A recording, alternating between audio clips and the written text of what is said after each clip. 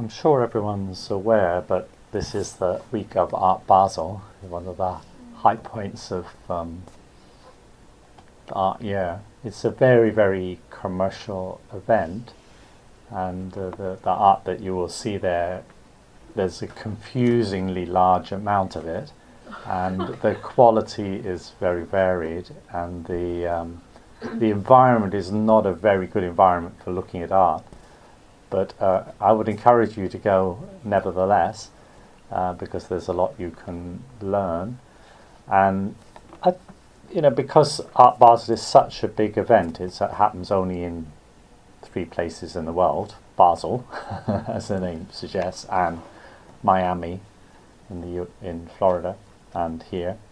For that reason, because it's such a big event, there are so many kind of other satellite events taking place, official or unofficial. Every art gallery in Hong Kong is on its best behavior, puts on its best clothes, best show for that time of the year. So it's a really good time to wander around the local art galleries and see what you can see. And there are some very interesting shows. Often art history students don't necessarily pay that much attention to what's happening in the contemporary gallery scene. If you're studying Baroque art or Song Dynasty art, it may seem not that relevant to you, but a lot of you may end up getting jobs in the art scene, and it's partly another thing you can do to look at the kind of jobs there are and see whether you're interested in them. Get a sense of familiarity, and then if you do apply for those kind of jobs, of course, in the interviews they will probably want to know whether you have some familiarity with what is happening in the Hong Kong scene, and if you've been to these things, then if you have a sense of the topography of the Hong Kong art world, then that will obviously help you a little bit. And it is always good to look at art in all kind of forms that it comes. That just sharpens your appreciation in the way that looking at reproductions of art can't. So I think it's good to make the most of this time. Okay.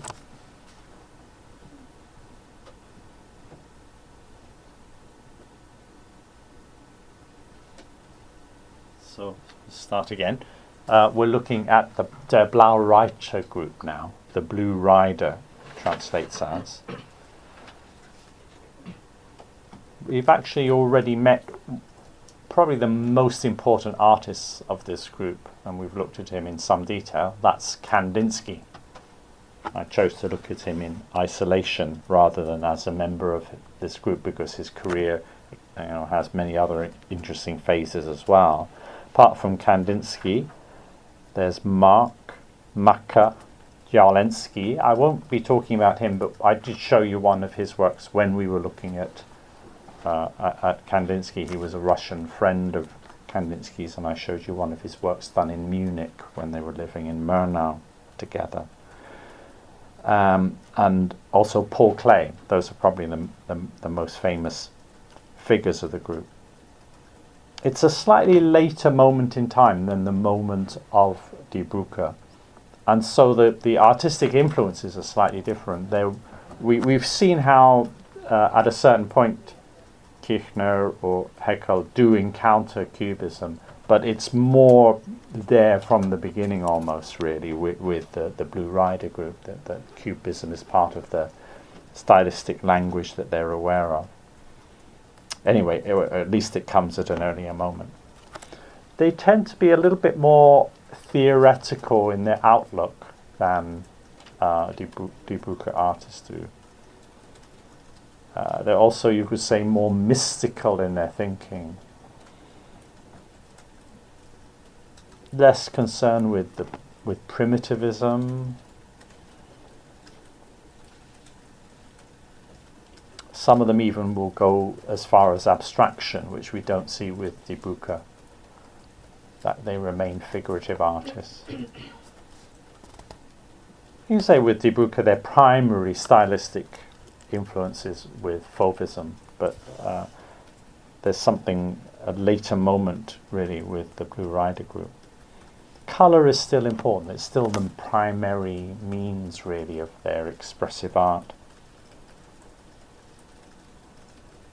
They also publish some, the other thing is about location. The primary location is Munich, the city of southern German or Bavarian city of Munich. They publish a little book of their essays about their concerns in 1912, the Blue Rider Almanac. That's partly why I say they're a bit more theoretical, you know. And there are essays there about primitive art, about Eastern art, medieval woodcuts and sculpture, the art of children, folk art, Cézanne, Matisse, and about music. That's quite a theme, the theme of art and music, and it's how the two go together. That's something that concerns several of them. So there are some new sources there, like child art. Collectively, they hold 2 exhibitions. It's not that long-lived a group, and it never was quite as close a group as the Die Brucke group was. You know, the Die Brucke group had a shared studio in Dresden. They didn't really go in for anything like that. But they held these 2 exhibitions together, one in 1911, this is in Munich, and included the work of Kandinsky, Marc, Macke. Later the exhibition travelled and added the work of Klee and Jawlensky. Another critic called Walden added them in. But the exhibition also included the work of 2 Paris-based artists, Rousseau and Delaunay. So they didn't just show their own work. Same thing in 1912, they had another exhibition then. This was just of graphic work. It just shows how in Germany the graphic work had this extra importance. I've already been talking about this in relation to woodcuts and etchings. And in that show also they included not just their own work, but the work of Braque, Picasso, Vlaminck, the faux painter, Malevich, the Russian artist, and Die Brucke artist as well. So the first artist of the group I want to look at is Franz Marc, or the second if you count Kandinsky as number 1. So this is his Woodcutter 1911. Well, it's an early work because there's a human figure. Human figures start to disappear pretty soon from his art. But here, it's a nude, so it's a figure shown as more in unity with nature, clothes seen as an impediment. But a woodcutter, you know, he's chopping down trees, so maybe his relationship to nature is not quite pure, you know. He's intervening in nature, destroying it in a sense. This is my reading into the work. It's not what the artist is saying or something the work is actually telling you, but I'm just sort of talking around it in a sense, and what are the implications of the woodcutter as a symbol. On the one hand, he's someone who knows nature, is close to nature, but not purely in harmony with nature. It's a slightly ambivalent symbol is what I want to say. Already the vocabulary is quite angular, you know, so maybe there's some awareness of the kind of angularity that is there in Cubism, but he's not really taken on Cubism too much yet. And of course colour is quite bright. Very soon he abandons human figures in favour of animals. Animals, you know, we've seen the Die Brucke artists representing the nude human figure in nature as a symbol of unity, but animals are seen by Marc as being even closer to nature because they are part of nature. So he represents animals in a natural environment as a symbol of unity of living creatures and nature. So I mean, I think it's easy to get the way the landscape behind rhymes with the forms of the horses' backs and so forth. That he's creating a rhythmic sense of unity. On the one hand, he's just composing a painting, making the forms go with other forms. But I think form and content go together. The meaning, it's partly the meaning is about unity as well as just creating a simple formal arrangement. It's a rhythmic unity, almost like the notion of rhythmic unity in Chinese painting with Xie He and 6 laws and all that, number 1 law, whatever.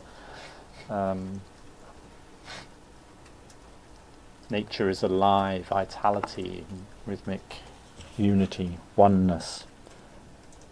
So when there's something anti-naturalistic in his work, we don't see many blue horses, for instance, that is to be read as a movement away from materialism, if you like. Sort of the movement away from realism is an abandonment of materialism. Already in 1908, he was writing like this. He said, "I'm trying to intensify my ability to sense the organic rhythm that beats in all things, to develop a pantheistic sympathy for the trembling and flow of blood in nature, in trees, in animals, in the air. I'm trying to make a picture from it, with new movements and with colours which make a mockery of the old kind of studio picture." It's a sort of mystical view of the world, to sort of to see everything as alive and everything is one. We are part of one thing. He had a sort of religious mentality, a little bit like Van Gogh did, putting it into his painting. He actually thought of studying theology at one point. He's on this theme of art and religion. He says, "There is no great pure art without religion. The more religious art has been, the more artistic it has been."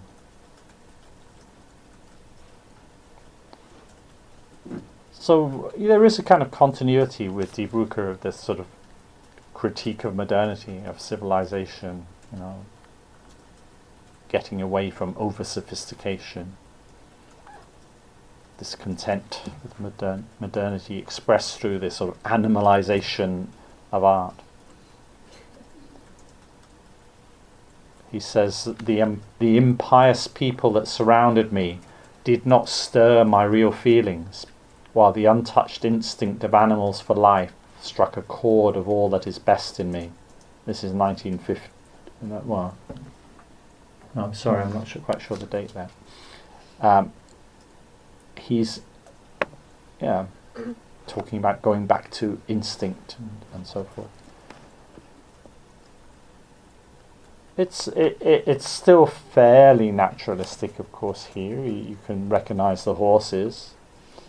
It's a little bit simplified, a little bit elimination of detail, but apart from the colour, not too much. If you saw black and white reproduction of it, it wouldn't seem so different. He'd been to Paris in 1907. He was inspired there. That was his second visit, actually, and he was inspired then by Van Gogh. I think he's also been looking at Gauguin, the rhythmic vocabulary is very similar to Gauguin, I would say. Oh. Well, yeah, I'll just show. The blue horse, I immediately think of Gauguin's sermon after Vision After. Yeah. Yeah. Yeah. What are you thinking of? Well, the blue is very much of the similar quality of the red in Gauguin's painting, like something that's beyond the real, but still like it's linked with the reality. Yes. Yeah. I find it. When we were talking about Kandinsky pushes towards abstraction, almost to the point where the images become very cryptic, hard to read. I think he's trying to avoid you taking a sort of fairy tale attitude and kind of believing in a world where there are blue horses or something like that. I think Marc is a little bit more in danger of creating this sort of fairy tale world where blue horses might exist, that kind of thing. There's a slight sort of danger with this approach, which you can see why Kandinsky wanted to go a bit further and not create this sort of fairy tale reality of blue or indeed yellow horses.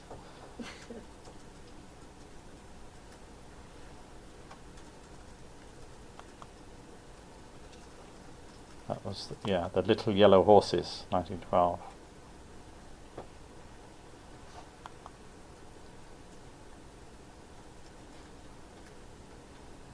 Cows, yellow, red and green, 1912.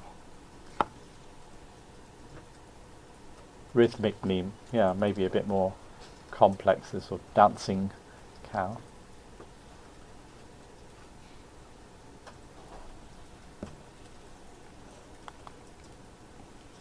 Then you see a certain kind of angularity coming in certain works. Blue Deer, 1910.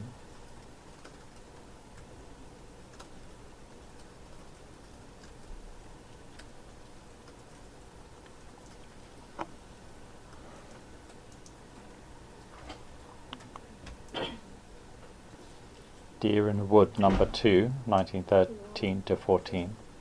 This is clearly, he's taking on board the lessons of Cubism in a deeper way here, rather than just having a sort of angular vocabulary. He's actually sort of fragmenting form. There's a sense of transparency, a breaking down, or where the linear elements sort of cross the forms of the body.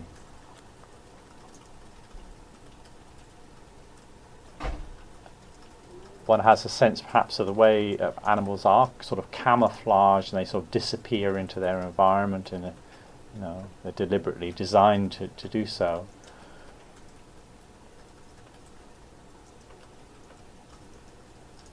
So they want you to not be able to tell them apart from their environment for protective purposes. So maybe the artist has that in mind when he's sort of merging them with their environment.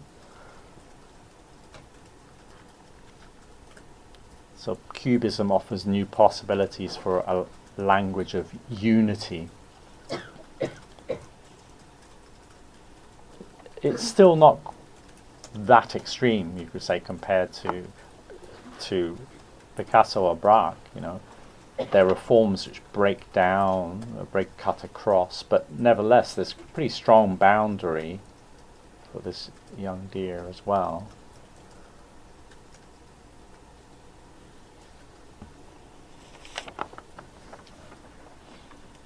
So he's taken the language of Cubism, but he's seeing it as, it's almost like a creative misunderstanding of what the Cubists want to do. It's very similar to Mondrian as well. He sort of see Cubism's fragmentation of form as a kind of breaking away from materialism towards a kind of look at the underlying realities of things, abandoning the surface of nature, mystic inward construction. Destroy the surface to get to the essence. This is his words. He says, we no longer cling to reproduction of nature, but destroy it, so as to reveal the mighty laws which hold sway behind the beautiful exterior. Nature as a whole. So in abandoning the outward forms of nature, he's not against nature. Here he is again sort of explaining his approach. He says, do people seriously believe that we new artists do not take our form from nature, do not wrest it from nature, just like every artist that has ever lived?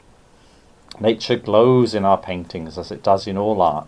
Nature is everywhere, in us and outside us.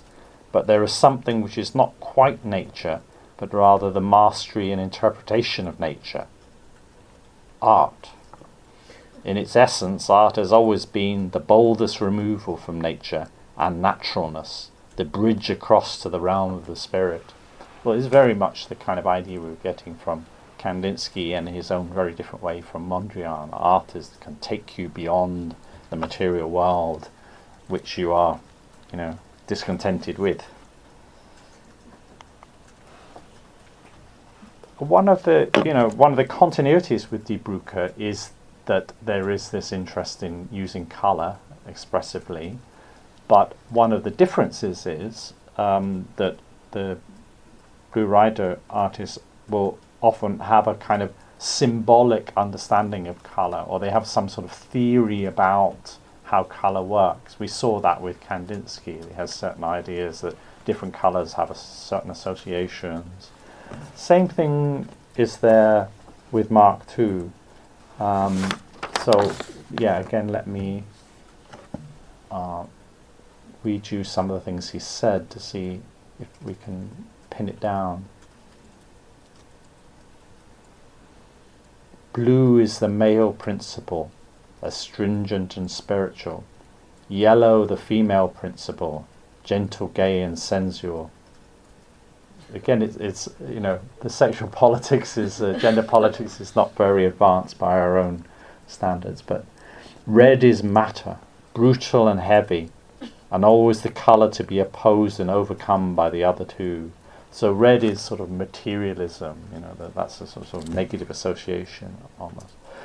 So it's not just what the colours can represent individually, it's also a matter of how you put them together, how you compose them as an artist. So I think you could use this as an example. It sort of matches what I'm about to say. So quoting him again, if you mix red and yellow to make orange, which is sort of what you've got here, orangey brown, you turn passive feminine yellow into a fury, a sort of angry female force, with a sensual force that makes cool spiritual blue indispensable, the man. So the male, rationality has to come in and sort out all these angry female energy. And in fact, blue always places itself at once and automatically at the side of orange. The colours love each other. Well, we do see that here.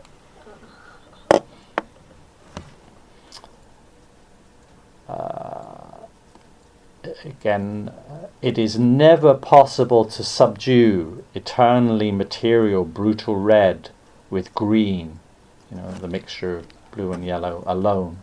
As with the other colour chords, that's interesting, he's talking about music already.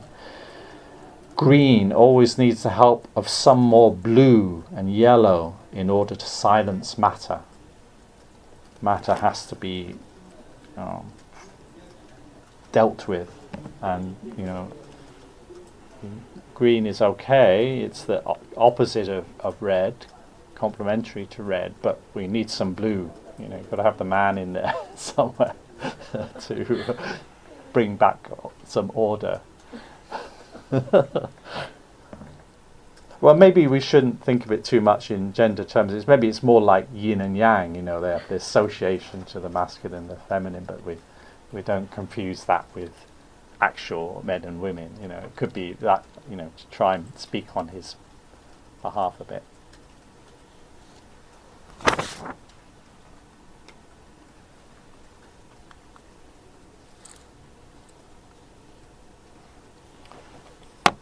Things move towards abstraction.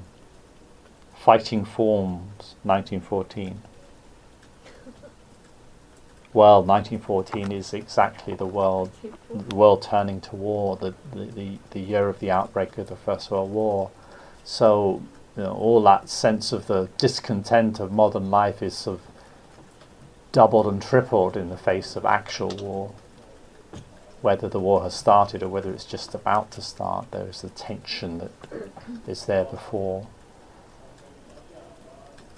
So you everything you thought was so bad is you're proven right when you see where it's all going to lead to. So even now in the world of animals, we're having conflict. Somehow he tried to escape from the world of man to the world of animals to find harmony and unity. But it seems even here things are not quite perfect. It's a conflict. And there's this pushing towards a greater abstraction. It's really hard to make out what the two creatures are. I mean, this seems to be a bird. It looks like a bird of prey. I would read this as a beak. And these as flapping wings. It's not just Cubism, maybe it's futurism, representing things in motion. Bala represented birds in motion. So this sort of more fragmented, but also more abstracted. These look like talons, claws. What this is, it's like some more terrestrial animal to me. I know there's this sort of whirling kind of shape that's very dynamic forms, and there's a clear confrontation between the two. And we know red is a sort of angry kind of material, but angry colour. Not much yellow, not much blue, not enough blue. No, but the green is very bluish in a way. Yeah, that's true. Like he had a pure blue and yellow around them, but then the two main parts are like mixed. Yellow with yellow with red, and the other is more like blue with yellow. I think you have to be careful. I want to present you his colour theory, but there's always this question of whether in practice someone. I mean, I don't imagine when he's making each individual painting that he's just thinking it through in terms of, now I need to add some more of the. That would be a very sad way to make a painting, wouldn't it? So I think when he tells you his theory, he sort of, I imagine the theory comes a little bit after the practice. That he discovers it in the way of working, or he has broadly in mind a certain idea, but in practice you've got to see what works on the canvas surface. You've got to work in a more intuitive way. It's not like you're a language that you're manipulating words or to construct sentences.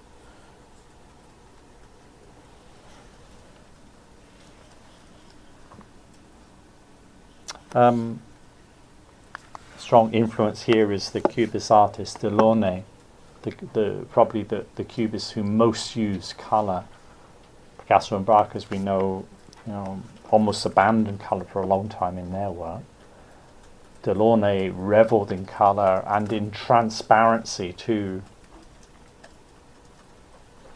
And often you have this very dynamic quality in his work. So, this is Delaunay. I think I failed to. Is that right? Window opens simultaneously. Or maybe it is. Maybe that's the right title. Anyway, you see how Delaunay was one of the Cubists who pushed to the point of abstraction. It's got a sort of cosmic sort of sense to it, very expansive sense of space and everything. I think all that is there. One thing was that, I think I mentioned this before, that if you were visiting Paris and you were interested to learn about Cubism, you're more likely to discover Delaunay than you are to discover Picasso and Braque, because Delaunay had to exhibit in the public salon exhibitions to sell his work and gain notice, whereas Picasso and Braque had contracts with a dealer who bought everything that they produced at a fixed price, so they didn't have to have a kind of public presence. They just got on with doing what they wanted to do. So you could quite easily imagine that Delaunay was really the major figure in Cubism if you were visiting from outside. It's only later the history books kind of tell the story.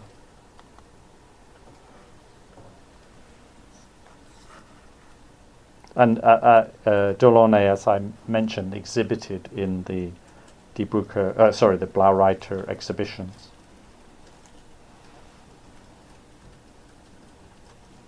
Franz Marc and his friend Macquer visited Delaunay in Paris in 1912. So there's a personal connection. That's always something a bit different if you've seen someone's work or whether you've actually met them, because then you can have artist-to-artist conversation about what do you do, how do you do that, and all this sort of thing. Maybe you see the works being made in the studio, and then you get a different kind of understanding, not just the look of something, but you understand the concept behind it. You're getting that kind of idea in a different way. So this move towards abstraction, here's Franz Marc talking about it. I felt the human form to be ugly from a very early stage. Animals seemed to be more beautiful, purer. But in them too, I came to discover so much that was repulsive and ugly that my depiction of them instinctively on an inner compulsion became increasingly more schematic, more abstract. Trees, flowers, the earth, everything revealed more ugly and repulsive sides to me every year, until now at last I become fully conscious of the ugliness of nature, its impurity. So, well, then the logic of that would be to move towards abstraction, that all of nature is somehow tainted, somehow. The world of relative existence has no permanent satisfactions within it. You would end up as a kind of Buddhist in a way. Don't try to grasp anything, or nothing will in the revealed world will be a foundation. But unfortunately, Franz Marc died in 1916 during the First World War. He was one of the many artists victims of the First World War. And that is really the reason why the Blue Rider group is such a short-lived movement as a group, that the impact of the war.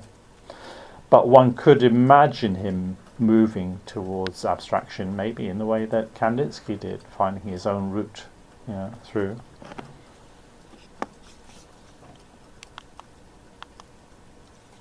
So one final work by him.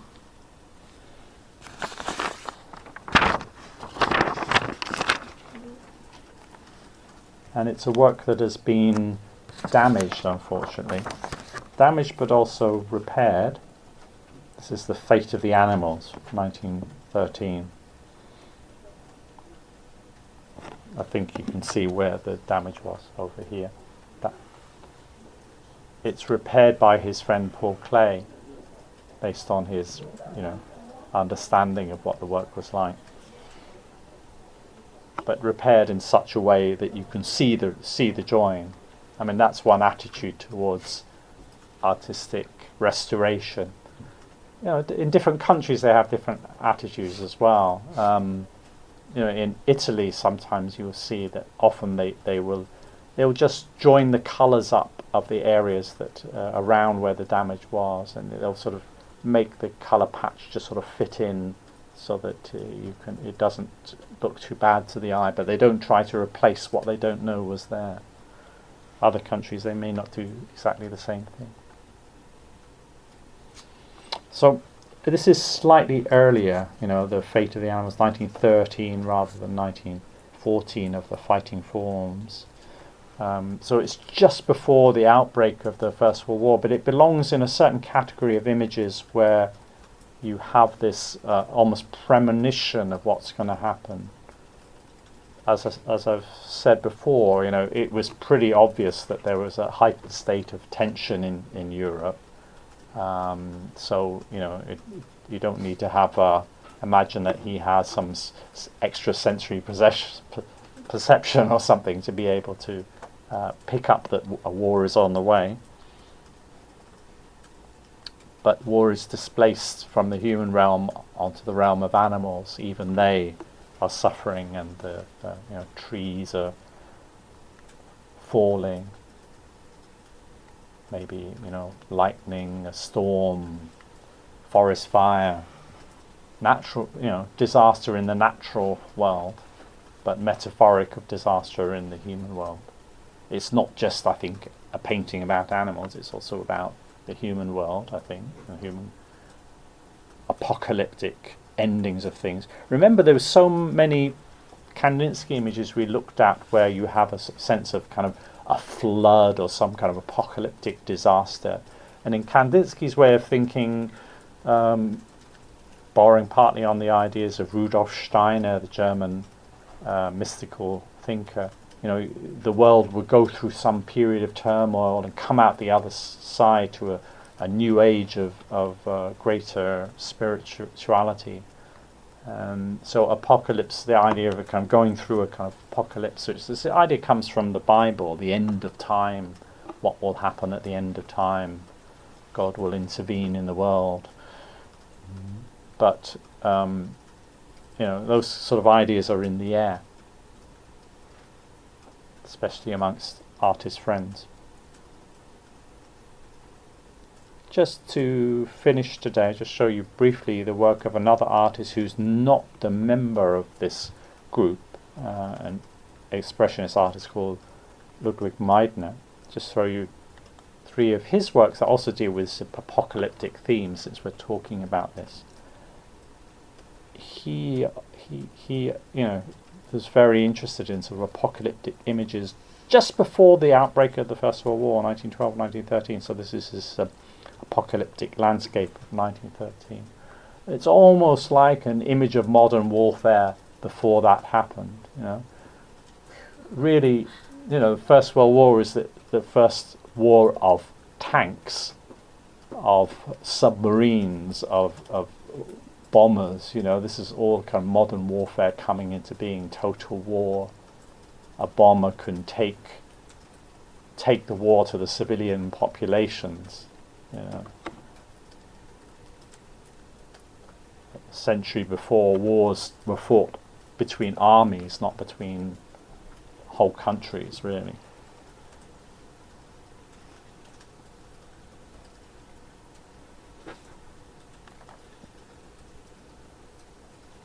This is Meidner's Apocalyptic Vision, 1912.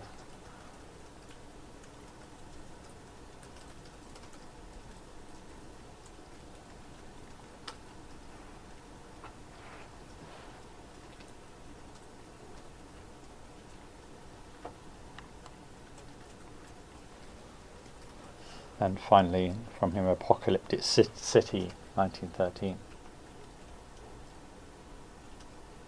It's almost like an image of aerial bombardment or modern warfare.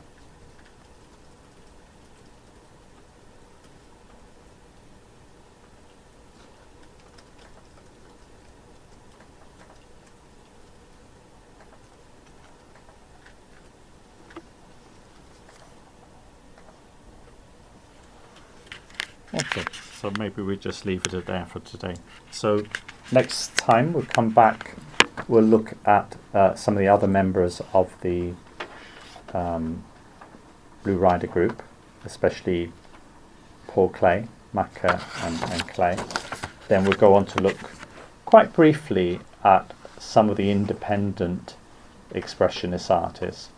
And then I want to move on to look at the point where I'll introduce the cross-cultural dimension to our course by looking a little bit at Chinese art and where some of the same issues come up there. I want at some point in every course to have some way of decentering it from its focus on Western art. So obviously Chinese art is the most obvious one to turn to do that. And that's what we will do next week.